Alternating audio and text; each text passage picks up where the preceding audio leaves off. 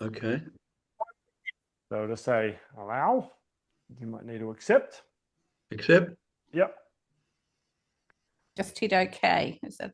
Yeah, just hit Oh, OK. Yeah, I just hit OK. Oh, just hit OK. That's fine. it's running OK at the moment. It's OK. Oh, it's all right. If it It's hasn't given you the option, then it's just doing it. recording anyway. It's doing it. Okay. Yeah. Good. Yeah.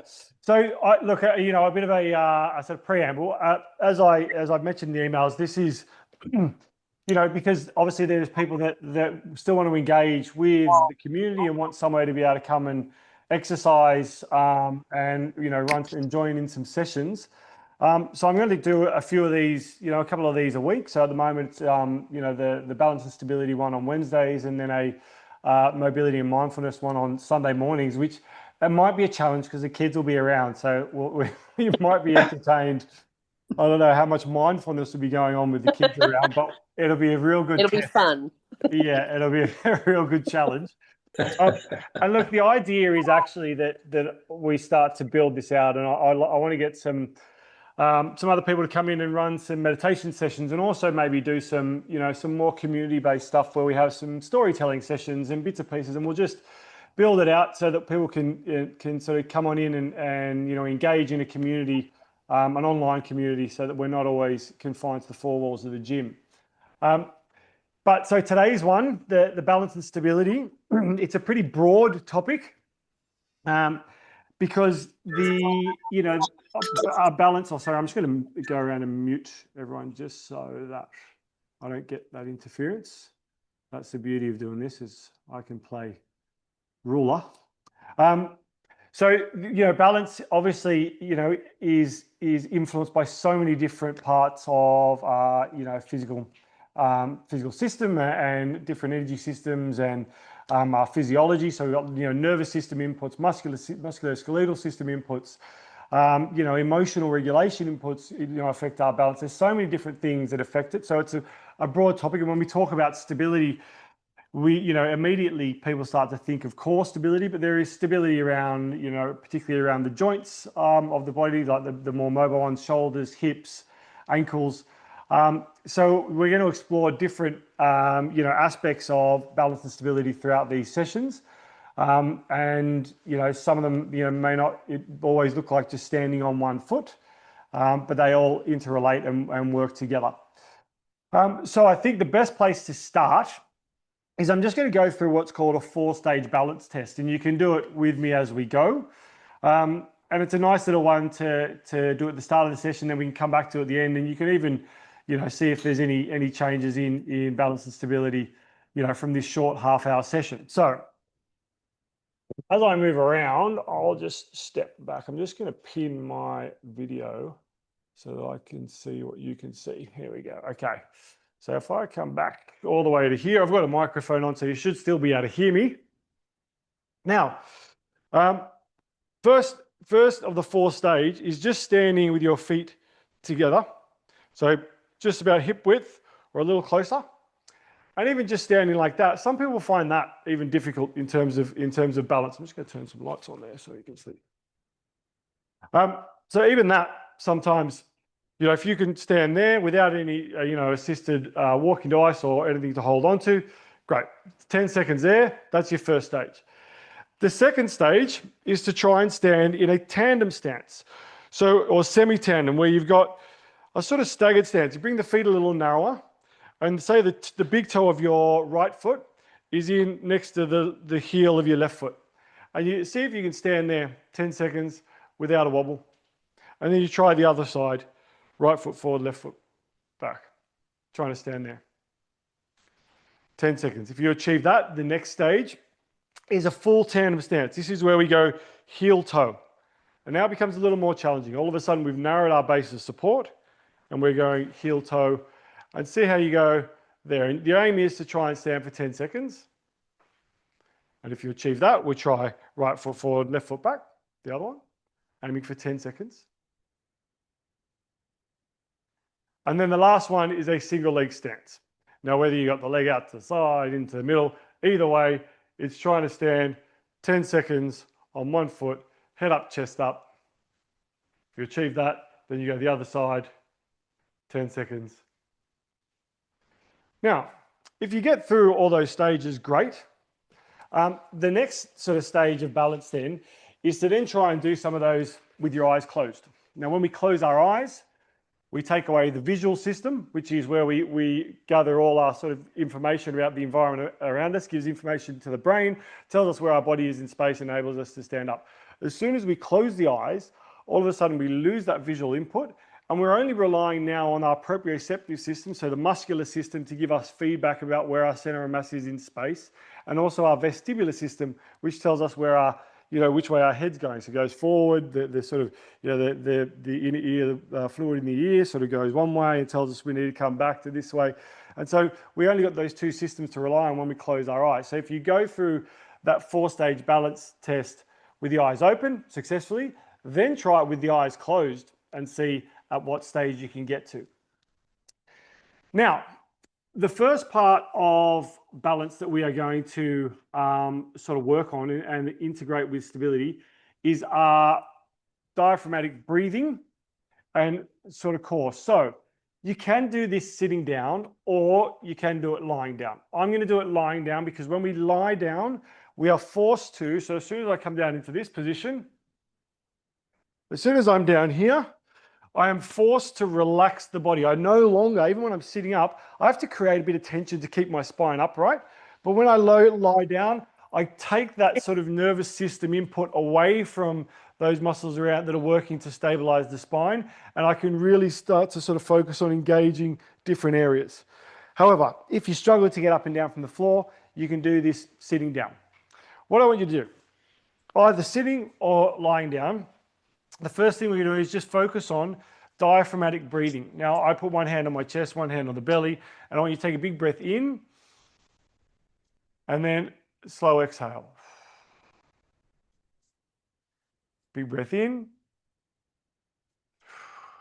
slow exhale. And so what we want to feel is the tummy rising and falling, which means the diaphragm is moving up and down. If our diaphragm is working, then we're taking the mechanical breathing work away from our shoulders, away from our neck. This is where we hold a lot of tension. If we're breathing up here all the time, it upregulates our sympathetic nervous system, which creates a bit of sort of stress and that fight or flight mechanism.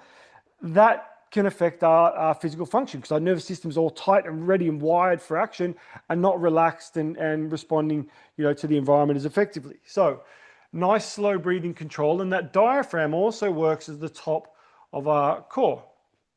Now, we also need to think of our pelvic floor, which comes up from the bottom.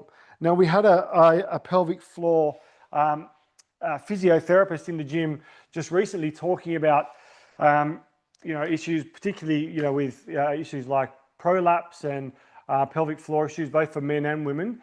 And something like 40, 50%, even more women, particularly will experience, some sort of pelvic floor disorder. Now, when we understand the ramifications of that, if the pelvic floor is what we call the bottom of the core, so we've got the diaphragm at the top, the pelvic floor underneath, muscles around the side work as a canister. If one part is not working effectively, then there's a bit of a leak in the chain. So we need to also think about the pelvic floor when we're doing our core exercises, and I'll give you some strategies now, where as we sort of exhale, we're going to breathe in and breathe out and draw the pelvic floor up. And if you think of your pelvic floor like this sort of, say, imagine it like a clock, where your pubic symphysis at the front, that's the 12, the sacrum down the bottom, or the coccyx, that's your 6, and the inside of each hip is your 3 and your 9. And when you exhale, you're drawing those 4 points of the clock together and up. So we're going to do it like this. We're going to take a breath in. As you exhale, I want you to visualize drawing your pelvic floor up. And then inhale, exhale, tighten up, draw the pelvic floor up. And what you can do is you can try and do those exercises. And I want you to try and draw that pelvic floor up and see if you can hold it for a few seconds, maintain your breathing, and then relax. And see if we can get a bit of control there. Exhale, draw the pelvic floor up, and then relax.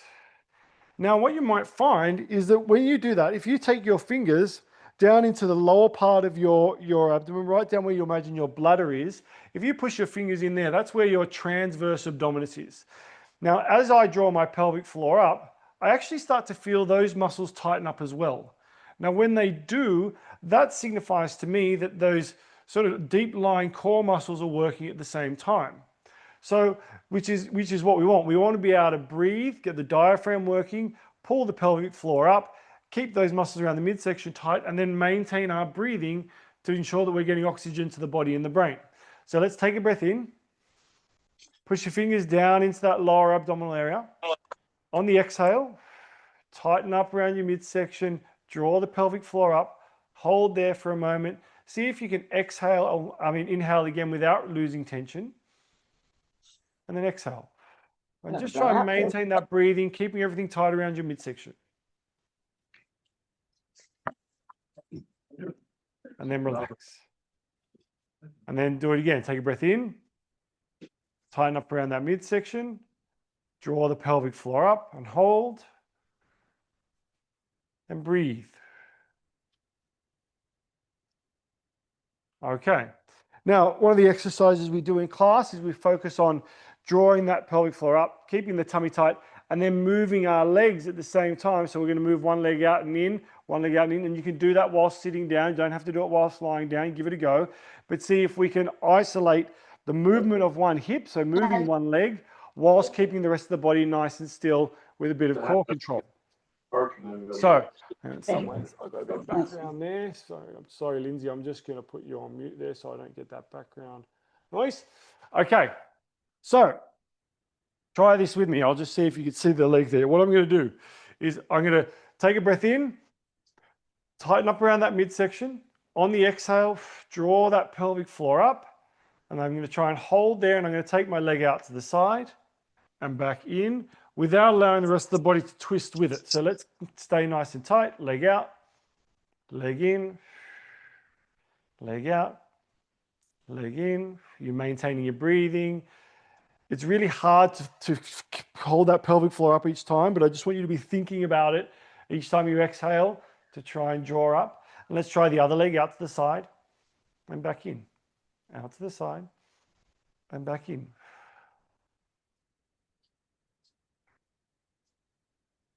Okay, so that first little sort of exercise there, you could practice anywhere, anytime. You know, whenever you are, sitting down watching TV at the end of the night, when you wake up in the morning, or you've got a bit of time to do some breathing exercises and focus on core and pelvic floor work, can be done anytime.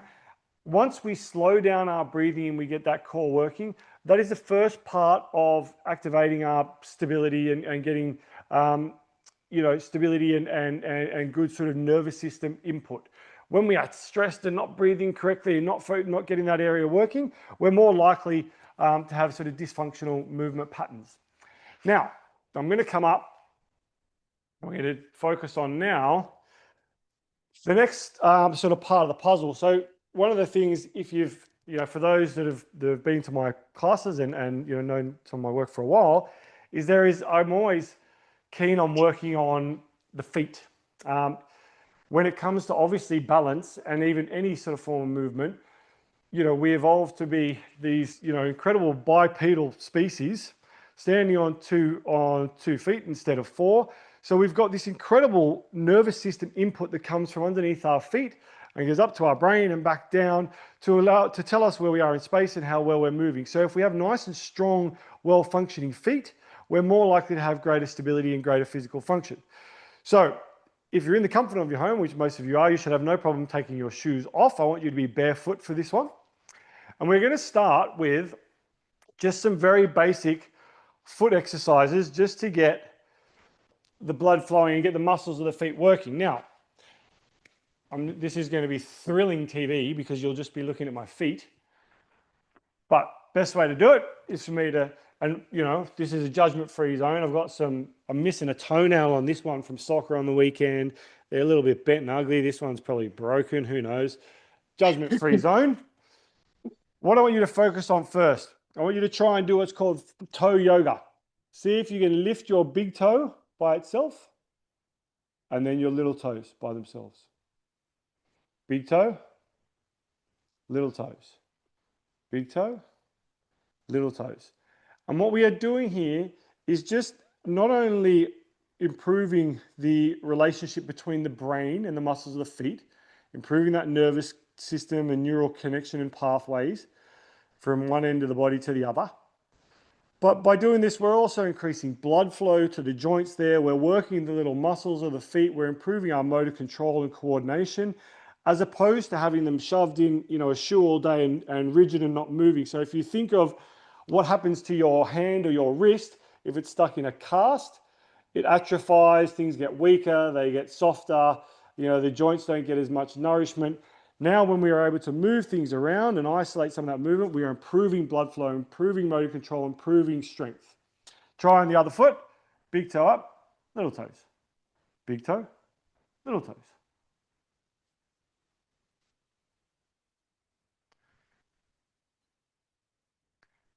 Okay, once again, that's a little exercise you can do, at any time, sitting down, just get the toes moving. Great little exercise for improving function around the feet. The next one, which we're going to use in a moment to integrate to the whole body, is called our short foot.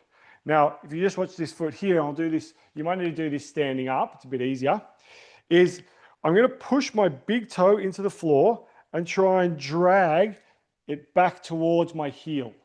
So what I'm doing when I do that is I'm lifting the arch of the foot up and I'm trying to get some strength through the bottom of the foot here. Now, if you had something like, I'll just show you here, not that everyone's got Pokemon cards lying around, but if you've got something similar, like a playing card even, you can do an exercise where you put the card underneath your toe and then try and pin it down and see if you can drag it out. Now, if you can push it down and not drag it out, then you've got good strength under here. If you find that you put something underneath there and then you can't even hold it down and it just drags out really easily, then probably need to improve the strength of the muscle under the foot there. But what you can also do is put it down and try and drag it back towards your foot. Try not to scrunch your toes up. And what you should really start to feel is the muscle underneath the arch there starting to work. Okay, so we do that and I want you to hold it for 5, 4, 3, 2, and 1. Oh, mine's stuck on my toe. And again, push down, hold, drag back, lift the arch of the foot. Okay, then we'll do it on the other side. Other foot, push down and hold. Drag the front of the foot back towards the heel. Push that big toe down and relax. And again, push down, hold, and relax. And then one more time, push down and hold, and relax. Okay. Now we are going to integrate the whole thing. Okay, so we think about our core control and breathing. So when we are sort of moving on to one foot, what we're going to do is we're going to push our big toe into the floor. We're going to feel the arch of the foot lifting up. We'll start to build that tension and it comes up, we call this foot core sequencing, and we feel the tension from the foot come up through the fascial connections in the leg, into the pelvic floor, up around the core, and working this whole sort of stability mechanism. So it's called foot core sequencing. I'll just step back there a little bit. Okay, now let's go right foot forward. Bring your center of mass and your weight over the top of your right foot. Push your big toe into the floor. And before you even think about doing anything else, all I want you to do is hold there for 5 seconds. Take a breath. On the exhale, draw that pelvic floor up. Feel that core tighten up. Hold there, take a breath, and then come back. And what we want to try and achieve there is we want to try and feel tension building from underneath the feet up into the core, round the midsection, tightening up so we've got this nice block of support all the way. So let's go again. Forward, lean over your big foot, push your big toe into the floor, lift the arch of the foot, feel that tension come up through the thigh. Sometimes you feel it up through the glutes. Draw the pelvic floor up. Maintain your breathing, core control, hold. A couple of breaths. We've got tension all the way through the body, and then come back. We're going to do that one more time on the right side, then we'll switch over. Let's go forwards. Push into the floor. Big toe down, high arch, pelvic floor up. Core control, breathing. And then come back. All right, let's do the same thing on the other side. Weight over the left foot. Bring your center of mass forward. You feel like you're right over the midfoot. Push that big toe into the floor. Lift the arch of the foot up. Feel that tension building up through the thigh, up through the glutes. Draw your pelvic floor up. Core control, bit of stability here. Maintain breathing. And then come back out. 2 more times. Forward. Stability first. Tension through the foot, up through the core. Draw the pelvic floor up. Core control. And come down. And then 1 more time. Over the left foot. Forward. Push in. Lift the arch of the foot. Feel that tension building up all through that fascial connection, that fascial chain. Core control. Hold. And relax. Okay. Now we're going to bring that whole sequence into a more sort of functional movement pattern. So into our squat movement pattern. We're going to do it single leg. However, I don't expect you to be able to come down single leg like this whilst balancing. What I would like you to do is still just have a little bit of load on your left foot. So this one's got about 10% or 5% of your load. Most of your load is going to be on that right leg, and we're going to go down and up, pushing through that right foot, doing a sort of half squat on the right, whilst engaging that foot call sequencing. So let's go. Weight over the right foot. So a light touch on the left one, a little bit out to the side. Imagine you're sort of standing on train tracks.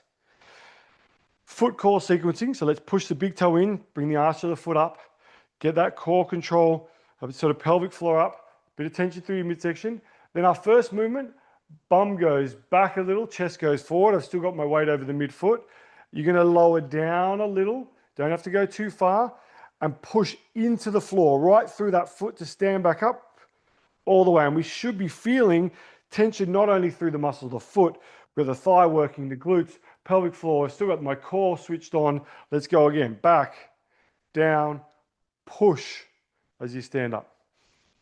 Back, down, push, standing up.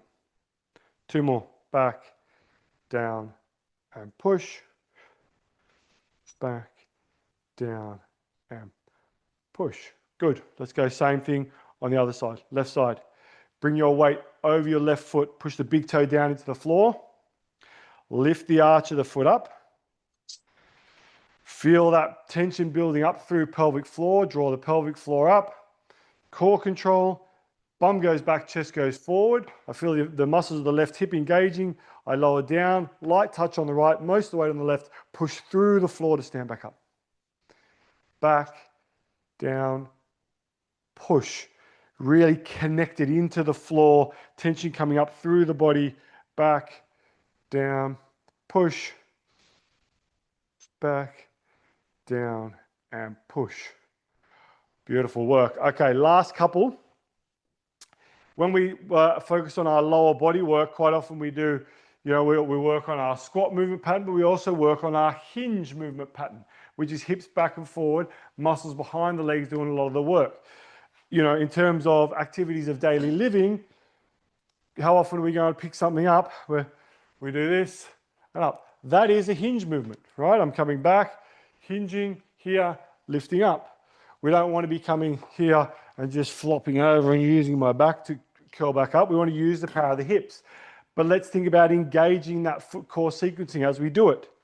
So let's go in terms of stability and balance, single leg work. We're coming forward over the right foot. Engage that arch of the foot, push the big toe in. I've got a light touch on the left. This time, once I build that tension up through the midsection, I get that core working. Rather than just going back and down into my squat, I'm going back and I just keep sticking my bum back, back, back, back, back as far as you can. You feel tension building behind the legs here. I've still got that tension through the foot and the core, and I'm going to drive my hips forward and come back. Set, tension first, hip goes back, hip goes forward. Hip goes back, Hip goes forward. I'm really feeling that tension all the way up from the feet, through the ankles, the lower leg, upper leg, into the hips, into the core, all working together, maintaining that breathing. Let's go. Same thing on the other side. Last one. Over the top, push the big toe in, lift the arch. Hinge back. Hinge forward. Foot core sequencing, pelvic floor up, core control, hinge back, hinge forward, back of the leg doing the work, 2 to go, back, forward, and back, and forward. Okay, now, so even after just doing that, we're building awareness around, stability coming through the foot, breathing. What I want you to try is give the that 4-stage balance test a go. And even if you had no issues with it, just see if you feel any sort of more confidence with it. You feel like your balancing and stability is working better. So if we just start by feet in together, pointing forwards, parallel, stand tall. And just think about the strength of the feet coming up, the connecting with the brain, telling us where our body is in space. Should be nice sitting. Next one. Tandem stance. So feet are still just underneath the hips, but we've got our right toes in line with left heel. And just hold there. See how you go with your balance. And then the other one. Let's go right foot forward, left foot back. Then we'll move into a full tandem stance, heel toe. See how you go now with the feet, completely lined up like you're, walking on a balance beam. See if there's any difference in how you feel in that stance now compared to when you started. Let's go right foot forward, left foot back. And then see how you go single leg stance. Shift your weight over. You still connect in. And so now when I do that, because I've just been doing all that work on that foot core sequencing, I just feel everything sort of firing up and feeling like it's connected. I can feel that diaphragm working, the pelvic floor is lifted, the muscles of the foot are engaged. I feel more stable. Try on the other side.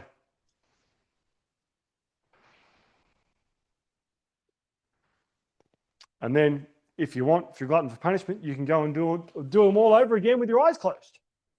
All right, half an hour, balance and stability. That's it for today. Nice and simple. If you've got any questions that you would like to ask, now is the time. You can unmute if you want to. And fire away. Otherwise, oh look, there's Mum. I can see she's got her community moves jumper on. Brand, Ma. On brand. On front and on back. Oh, that's an old school jumper. Right. That was one of the first iterations. Look, there's Libby and John's there. We've got I can't Lindsay see and anyone Julie. else. You can't see everyone. I've got someone No. called Samsung SMAZ. That's a very modern name. Hi, Libby. Hi, Anne. How are you? Hi. Good. I'm going to try and come and see you tomorrow. Yay. Good to see you. How are you? Good. No, really, really good. This feels like back in COVID. Hi. That's what we said earlier. It does, yeah. So look, there will be opportunities. You can always jump into that platform and ask questions. We'll try and build it out as we go. If you've got any further questions with any exercise or anything, just feed them through. Otherwise, as I said, we'll do another live session on Sunday morning, mobility and mindfulness, and then we'll keep working in on the balance stuff. But those exercises today, a lot of that stuff, if you, on your school platform, there is a section that says classroom. There is a 7-day better balance reset. A lot of those exercises are in there in video, so you can go in and watch them anytime. So there's some free resources in there to go on and work through. And as we sort of build this out, we'll get better and better with the technology and the microphones and lighting and all that sort of stuff. But for now, this is what you got. Thanks for coming along, and good luck practicing those until Sunday or next week. That was great. Okay. Thank you. Thanks. Bye, Thanks, everyone. everybody. Bye. Thank you. See ya. Bye. Bye.